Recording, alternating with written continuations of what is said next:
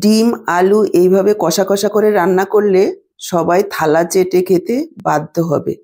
একবার হলেও জিজ্ঞাসা করবে রান্না কিভাবে করেছেন। রোজ বানাবার জন্য রিকোয়েস্ট করবে। আজকে দুর্দান্ত স্বাদের একটা ডিম কষার রেসিপি নিয়ে চলে এসেছি। নমস্কার বন্ধুরা, আহারে বাহার রান্নাঘরে আপনাদের সবাইকে অনেক অনেক স্বাগত জানিয়ে শুরু করছি আজকের এই দারুণ স্বাদের ডিম কষার রেসিপি। ডিম কষার রেসিপিটা করার জন্য দেখুন আমি এখানে নিয়েছি 6টা হাঁসের ডিম। আপনারা চাইলে এটা মুরগির ডিম দিয়েও করতে পারেন। তারপর দেখুন গ্যাসে কড়াই বসিয়ে 1 লিটার পরিমাণ জল দিয়ে দিয়েছি। তার মধ্যে দিয়ে দিলাম হাফ চা চামচ লবণ আর ডিমগুলোকে এইভাবে আস্তে আস্তে ছেড়ে দিয়েছি। সাথেই দিয়ে দিয়েছি আলু। মিডিয়াম সাইজের আলুগুলোকে আমি এইভাবে বড় করে টুকরো করে কেটে দিয়েছি। আলু চাইলে আপনারা দিতেও পারেন, নাও দিতে পারেন, তবে আমাদের বাঙালিদের ডিমের সাথে একটু আলু হলে খেতে বেশ ভালোই লাগে। এবার ডিম আলুটা দেখুন সেদ্ধ বসিয়ে দিয়েছি। 7 থেকে 8 মিনিট হাই ফ্লেমে সেদ্ধ করে নেব। এই সময় আমি নিয়ে নিয়েছি এখানে 4টে মিডিয়াম সাইজের পেঁয়াজ, একটা বড় সাইজের টমেটো, 1.5 ইঞ্চি আদার টুকরো আর একটা গোটা রসুন। পেঁয়াজটাকে দেখুন আমি এইভাবে পাতলা পাতলা করে কেটে নিচ্ছি। দর্শক বন্ধুরা, আজকের পুরো ভিডিওটা দেখে ভালো লাগলে অবশ্যই একটা লাইক করার অনুরোধ রইল।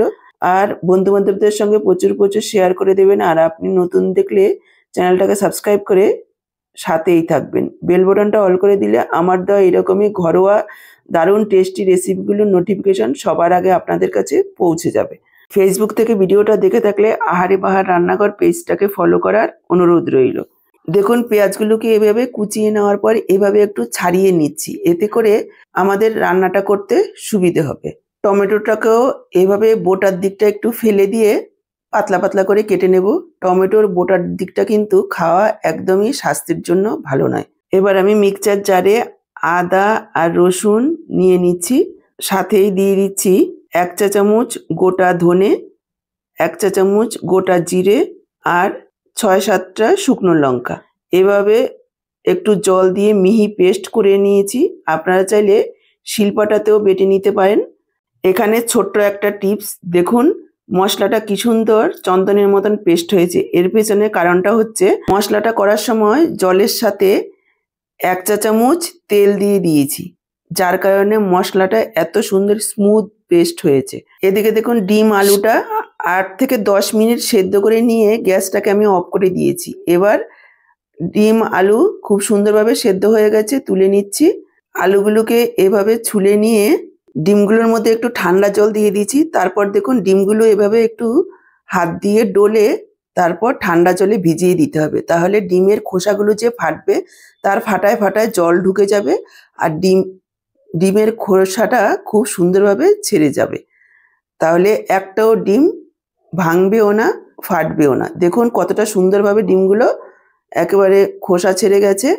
এবার ডিমগুলোকে দেখুন এভাবে একটু লম্বালম্বি কেটে নেব একটা চাকু দিয়ে, এতে করে মশলাটা ডিমের ভেতরে ঢুকবে, খেতেও ভালো লাগবে, রান্নার পর দেখতেও ভালো লাগবে। চলে এসেছি মূল রান্নায়। গ্যাসে কড়াই বসিয়ে দিয়ে দিচ্ছি সর্ষের তেল। তেল গরম হয়ে যাওয়ার পর দিয়ে দিচ্ছি একটু লবণ, দিয়ে দিচ্ছি সামান্য একটু হলুদ গুঁড়ো আর দিয়ে দিলাম একটু লঙ্কার গুঁড়ো। এতে করে ডিমগুলো ভাজার সময় কালারটা খুব সুন্দর আসবে। এভাবে নাড়াচাড়া করে ডিমগুলোকে হালকা ভেজে নেব, খুব বেশি কড়া করে ভাজবো না, তাহলে উপরে লেয়ারটা একেবারে শক্ত হয়ে যাবে। হালকাই ভেজে নেব। দেখুন কথা বলতে বলতে ডিমগুলো ভাজা হয়ে গেছে, তুলে নিচ্ছি। ডিমগুলো তুলে নিয়ে দিয়ে দিলাম আলুগুলোকেও লালচে করে ভেজে নেব। গ্যাসের ফ্লেমটাকে হাইতে রেখে প্রায় 3-4 মিনিট সময় নিয়ে আলুগুলোকে ভেজে নেব একেবারে লালচে করে। এতে করে আলুগুলোর টেস্টও বেড়ে যাবে। দেখুন আলুগুলো খুব সুন্দরভাবে ভাজা হয়ে গেছে, তুলে নিলাম। এবার ওই তেলে দিয়ে দিচ্ছি কেটে রাখা পেঁয়াজ। গ্যাসের ফ্লেমটাকে হাইতে রেখে প্রায় 3-4 মিনিট সময় নিয়ে লাগাতার এভাবে নাড়াচাড়া করে পেঁয়াজগুলোকে ভাজবো, যাতে চারিদিকে পেঁয়াজটা ভালোভাবে ভাজা হয়, একদিকে পুড়ে গিয়ে অপর দিকে কাঁচা না থেকে যায়। ক্রমাগত নাড়াচাড়া করে পেঁয়াজগুলোকে ভাজতে হবে। দেখুন পেঁয়াজগুলোকে হালকা লালচে করে ভেজে নিয়েছি। এবার পেঁয়াজগুলো তুলে নিচ্ছি। পেঁয়াজ তুলে নিয়ে কড়াতে আরও 2 চামচ তেল দিয়ে দিলাম। ফোড়নে দিয়ে দিলাম 2 টুকরো ছোট দারচিনি, 2টো এলাচ, 3টে লবঙ্গ, 4-5টা কালো গোলমরিচ, হাফ চা চামচ গোটা জিরে। কয়েক সেকেন্ড ভেজে নেওয়ার পর পেস্ট করে রাখা মশলাটা দিয়ে দিলাম। মিক্সচারের জারটা ধুয়ে সামান্য পরিমাণে একটু জল দিয়ে দিয়েছি। মশলাটাকে একটু নাড়াচাড়া করে মিশিয়ে নিয়ে যোগ করে দিচ্ছি কিছু গুঁড়ো মশলা। দিয়ে দিলাম হাফ চা চামচ হলুদ গুঁড়ো, 1 চা চামচ দিয়ে দিচ্ছি লাল লঙ্কার গুঁড়ো। ঝালটা নিজেদের পরিমাণ বুঝে দেবেন।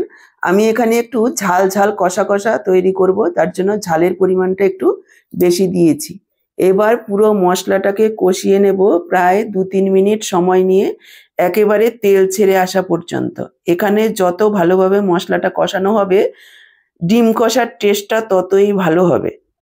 একটু নাড়াচাড়া করে নিয়ে ঢেকে দিচ্ছি। আবারও একটু ঢেকে ঢেকে কষালে মশলাটা খুব ভালোভাবে কষানো হয়। দেখুন 2 মিনিটের জন্য ঢাকা দিয়ে দিয়েছি। তারপরে ঢাকাটা তুলে দিয়ে দিলাম টমেটো কুচি। টমেটো কুচিটা দেওয়ার পর আরও কিছুক্ষণ এভাবে নাড়াচাড়া করে নেব। তারপর আবারও একটু 2-3 মিনিটের জন্য ঢেকে দিচ্ছি। এই সময়ে যে পেঁয়াজটা ভেজে রেখেছিলাম সেই পেঁয়াজটাকে আমি একটু পেস্ট করে নিচ্ছি। দেখুন 2-3 মিনিট ঢেকে কষিয়ে নিয়েছি। টমেটোগুলো খুব সুন্দরভাবে নরম হয়ে গেছে। ঢাকাটা তুলে আবারও একটু নাড়াচাড়া করে দিচ্ছি আর টমেটোগুলোকে এভাবে একটু গলিয়ে দেব খুন্তি দিয়ে। টমেটোটা ভালোভাবে গলিয়ে নেওয়ার পর এখানে আমি যোগ করে দিচ্ছি পেস্ট করে রাখা পেঁয়াজ ভাজাটা। পেঁয়াজ ভাজাটা দেওয়ার পর মশলাটাকে আরও 2-3 মিনিট কষিয়ে নেব।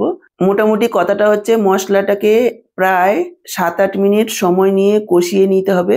যত ভালোভাবে কষানো হবে তত ডিম কষার টেস্টটা ভালো আসবে। এবার আমি যোগ করে দিলাম ভেজে রাখা আলুটাকেও নাড়াচাড়া করে কষিয়ে নেব মশলার সাথে। দেখুন প্রায় 2-3 মিনিট মশলার সাথে আলুটাকেও কষিয়ে নিয়েছি। এবার আমি যোগ করে দিলাম জল। এখানে কিন্তু আমি গরম জল যোগ করেছি। অবশ্যই গরম জল যোগ করবেন, যেহেতু আলুটাকে সেদ্ধ করে নেওয়া হয়েছে আর মশলাটাও খুব ভালোভাবে কষানো আছে। গরম জল দিলে রান্নার স্বাদটা খুব ভালো আসবে। এবার ঢাকা দিয়ে প্রায় 2-3 মিনিট হাই ফ্লেমে ঝোলটাকে ফুটিয়ে নিয়েছি। তারপর যোগ করে দিচ্ছি ভেজে রাখা ডিম। ডিমগুলোকে দেওয়ার পর হালকা হাতে আরও একবার মিশিয়ে নেব। তারপর ঢাকা দিয়ে আরও 4-5 মিনিট মিডিয়াম লো ফ্লেমে ফুটিয়ে রান্না করে নেব, যাতে ঝোলটা টেনে গিয়ে ডিমটা একেবারে কষা কষা হয়ে যায়। দেখুন একেবারে খুব সুন্দরভাবে কষা কষা হয়ে গেছে ডিম আলুটা। দিয়ে দিচ্ছি একটু গরম মশলার গুঁড়ো, আরও একবার মিশিয়ে নিচ্ছি। দেখুন দেখে বুঝতে পারছেন যে কতটা সুন্দর হয়েছে দেখতে, খেতেও অসাধারণ হয়। ডিম কষা তো আপনারা অনেকভাবে খেয়েছেন, একবার এইভাবে আমার মতো করে রান্না করে খেয়ে দেখবেন। আশা করি আপনাদেরও ভীষণ ভীষণ ভালো লাগবে। গরম মশলা দেওয়ার পর ঢাকা দিয়ে কিছুক্ষণ রেখে দেব, যাতে করে গরম মশলার গন্ধটা ভালোভাবে মিশে যায়। 5 মিনিট ঢাকা দিয়ে রাখার পর ঢাকাটা তুলছি। এবার সার্ভ করে দেব। গরম ভাত হোক বা রুটি, যা দিয়েই খাবেন না কেন অসাধারণ লাগবে। তাহলে আজকে পুরো ভিডিওটা দেখে আপনাদের কেমন লাগলো মতামত জানাতে ভুলবেন না। ভালো লাগলে একটা লাইক করে শেয়ার করে দেবেন। আজকে এই পর্যন্ত, আবার দেখা হবে নতুন কোনো রেসিপির সাথে। সবাই ভালো থাকুন, সুস্থ থাকুন। আপনাদের সবার সুস্থ থাকার শুভকামনা জানিয়ে এখানেই শেষ করছি। এত সময় আমার সাথে থাকার জন্য অসংখ্য অসংখ্য ধন্যবাদ।